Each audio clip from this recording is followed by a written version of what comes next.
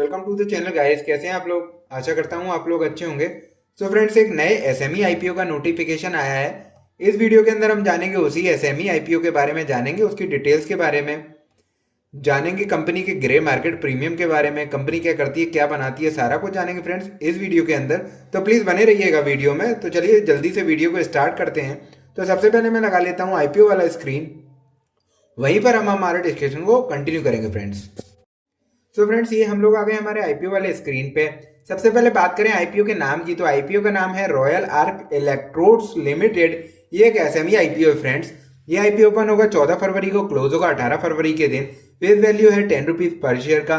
Price band आपको देखने को मिलेगा 114 रुपीज से 120 रुपीज पर शेयर का। लॉट साइज रहेगा 1200 शेयर का, यानी कि एक लॉट में मिलेंगे आपको 1200 शेयर। बात करें आईपीओ के इशू साइज की, तो जो आईपीओ का इशू टोटल इशू साइज है वो है 36 करोड़ का, जिसमें 21 करोड़ 60 लाख का फ्रेश इशू है और 14 करोड़ 40 लाख का ऑफर फॉर सेल है। एनएससी एसईएमई पे आपको इस आईपीओ की लिस्टिंग होते हुए देखने को मिलेगी फ्रेंड्स।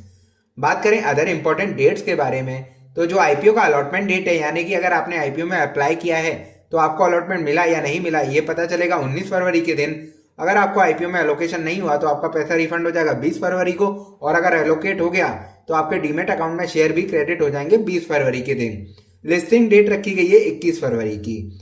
अब जान लेते हैं फ्रेंड्स किस कैटेगरी में कितना % रिजर्वेशन रखा गया है। सबसे पहले बात करें क्यूआईबी कैटेगरी की, तो क्यूआईबी कैटेगरी में रखा गया 50% का रिजर्वेशन। वहीं पर रिटेल कैटेगरी में रखा गया 35% का रिजर्वेशन, और एचएनआई कैटेगरी में रखा गया 15% का रिजर्वेशन। फ्रेंड्स, अगर आपको रिटेल कैटेगरी में एप्लीकेशन लगानी है तो आपको मिनिमम 1 लॉट की एप्लीकेशन लगानी पड़ेगी, जिसकी वैल्यू होगी 1,44,000 रुपीज। वहीं पर फ्रेंड्स, अगर आपको एचएनआई कैटेगरी में एप्लीकेशन लगानी है तो आपको मिनिमम 2 लॉट्स की एप्लीकेशन लगानी पड़ेगी, जिसकी वैल्यू होगी 2,88,000 रुपीज। अब बात करें प्रमोटर की होल्डिंग्स के बारे में, तो जो प्रमोटर के पास होल्डिंग है करेंटली वो है 99.99% की, जो कि आफ्टर द इशू हो जाएगी, घटकर हो जाएगी 72.96% की। सो फ्रेंड्स, ये तो हुई कुछ आईपीओ की डिटेल्स। अब जानते हैं कंपनी की डिटेल्स के बारे में। तो फ्रेंड्स, रॉयल आर्क इलेक्ट्रोड्स जो काम करती है वो, जैसा कि नाम भी बता रहा है, इलेक्ट्रोड्स बनाने का, यानी कि जो वेल्डिंग करने के लिए कंज्यूमेबल यूज होते हैं वही ये बनाती है। जैसे कि वेल्डिंग के लिए वेल्डिंग इलेक्ट्रोड्स होती है, फ्लक्स क्रॉस वायर होती है, मैग्नेटिक वायर्स होती है, तो कंपनी यही बनाने का काम करती है। सॉरी। तो जो ये कंज्यूमेबल बनाती है इसका काफ़ी ज़्यादा यूज़ होता है, हर इंडस्ट्री में यूज़ आपको देखने को मिलेगा। फिर वह चाहे रेलवे हो, रोडवेज हो, एयरपोर्ट हो, रिफाइनरी हो, शिपयार्ड हो, माइनिंग हो, शुगर हो, टेलीकॉम हो, थर्मल पावर स्टेशन है, एंड पीईबी सेक्टर्स हो, तो हर जगह हमें वेल्डिंग का यूज़ होते हुए देखने को मिलता ही है फ्रेंड, है ना। इसके साथ साथ ये एंसिलरी एंड इंसिडेंट प्रोडक्ट जो होते हैं उनमें भी उनकी ट्रेडिंग करने का भी काम ये कंपनी करती है ना। और जो कंपनी है वो जो इनका मटेरियल है वो एक्सपोर्ट करती है 20+ कंट्रीज के अंदर, यानी कि ये इंटरनेशनली भी अपना माल सप्लाई करती है फ्रेंड्स। ऐसा नहीं है कि इंडिया ही में ये जो है इनका इंडिया के ही अंदर हो, ऐसा नहीं है, ये आउट ऑफ कंट्री भी सप्लाई करते हैं। और इनके पास अमेरिका ब्यूरो शिपिंग का भी सर्टिफिकेट अवेलेबल है, India boiler regulation, bureau of India standards, inspection and outsource to NAB accredited laboratories, है ना फ्रेंड्स। तो सारा कुछ कंपनी ने मेंटेन करके रखा हुआ है ना। बात करें कंपनी की मैन्युफैक्चरिंग प्रोडक्ट यूज कॉपर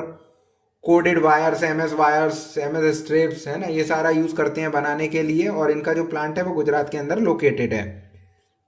बात करें इनके प्रोडक्ट के बारे में, तो वेल्डिंग इलेक्ट्रोड्स एक प्रोडक्ट इनका है, और फ्लेक्स क्रोड वायर्स दूसरा है, वहीं पर जो तीसरा है वो मैग्नेटिक वायर्स है ना फ्रेंड्स। तो कंपनी काफ़ी अच्छी है ये, है ना। इसका जो काम है वो भी काफ़ी अच्छा है, जो इलेक्ट्रोड्स बनाने का काफ़ी यूज़, और इस कंपनी का काफ़ी लोगों ने नाम भी सुना होगा फ्रेंड्स, है ना। कंपनी के जो पास करंट एम्प्लॉयज़ हैं वो है 144 परमानेंट एम्प्लॉयज़। अब जान लेते हैं इस कंपनी के फाइनेंशियल के बारे में। सो फ्रेंड्स, ये मैंने लगा लिए कंपनी के फाइनेंशियल। बात करें सबसे पहले रेवेन्यू की, तो इसमें हमें ग्रोथ बोलेंगे, इसको फ्लैटिश ही बोल सकते हैं फ्रेंड। 2% का ही हमें देखने को मिल रहा है, 98 से बढ़कर ये 100 करोड़ हो गए हैं, तो 2 से 3% का ही हमें रेवेन्यू में जंप होते हुए देखने को मिल रहा है ईयर ऑन ईयर बेसिस पे, तो फ्लैटिश है रेवेन्यू। बात करें प्रॉफिट आफ्टर टैक्स की, तो वो 9.5 करोड़ से बढ़कर 12 करोड़ तक पहुंचा है, तो ये भी फ्लैटिश ही है फ्रेंड्स। इसमें भी ज़्यादा कुछ ऐसा नहीं है, क्योंकि रेवेन्यू उतना ही है ना। पर अगर 2022 का प्रॉफिट आफ्टर टैक्स देखेंगे तो वो 2 करोड़ था, जो कि 23 में बढ़कर 9.5 करोड़ हुआ और इस बार 11 करोड़ 93 लाख हो चुका है। पर अभी 2 क्वार्टर के अंदर कंपनी 3 करोड़ का ही कर चुकी है, तो मान लें अगले 2 क्वार्टर में 4 भी करेंगी तो 7-8 तक ही पहुंच पाएगा। इस ईयर के प्रॉफिट आफ्टर टैक्स को बीट करता हुआ देखने को नहीं मिल रहा है, थोड़ा सा है डाउट। वहीं पर बोरोइंग्स की बात करें तो current financial year under 2 quarter ये बढ़ते हुए देखने को मिल रही है। कहाँ 20 लाख थी और जो कि बढ़कर 2 करोड़ हो चुकी है, तो काफ़ी मोटा जंप बोरोइंग्स के अंदर देखते हुए मिल रहा है। पर कंपनी ने सरप्लस भी मेंटेन करके रखे हुए हैं 36 करोड़ के, तो ठीक है। अब जानते हैं अदर केपीआई इंडिकेटर्स के बारे में। बात करें प्राइस टू बुक वैल्यू की तो 2.64 का है, ठीक है। पैट मार्जिन 11 का है ना। प्राइस अर्निंग रेशियो की बात करें यानी कि पी रेशियो की, तो प्री आईपीओ जो है वो है 9.36 का और आफ्टर द आईपीओ ये हो जाएगा 20.98 का। हायर साइड है फ्रेंड्स, है ना। सो ये तो हुई कुछ आईपीओ की डिटेल्स, कंपनी की डिटेल्स। अब जानते हैं करंट ग्रे मार्केट प्रीमियम के बारे में। सो फ्रेंड्स, ये मैंने लगाया जीएमपी वाला स्क्रीन। अभी इसके जीएमपी में हमें ट्रेड होता हुआ देखने को नहीं मिल रहा है। अब जल्दी से आते हैं हमारे फाइनल क्वेश्चन पे फ्रेंड्स, कि हमें इस आईपीओ में जाना चाहिए या नहीं जाना चाहिए।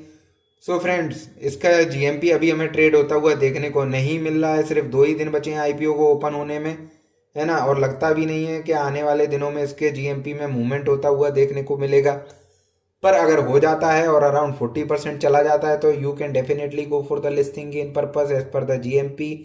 बट बात करें for the long term prospective, so friends, इसमें बोरोइंग बढ़ता हुआ देखने को मिल रहा है। आईपीओ में ऑफर फॉर सेल भी है, क्योंकि एक एसएमई आईपीओ है और उसके अंदर ऑफर फॉर सेल है जी। और जो इसका पी रेशियो है वो भी ज़्यादा है ना।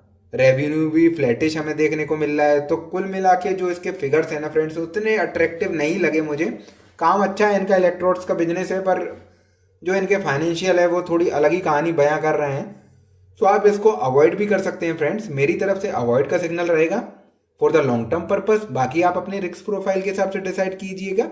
ये कोई भी बाय सेल रिकमेंडेशन नहीं है ना फ्रेंड्स। अगर आपको लगता है आपके रिस्क प्रोफाइल में आता है तो you can 100% go for the long term purpose. But मेरी तरफ से, मेरे पॉइंट ऑफ व्यू से ये अवॉइड है ना।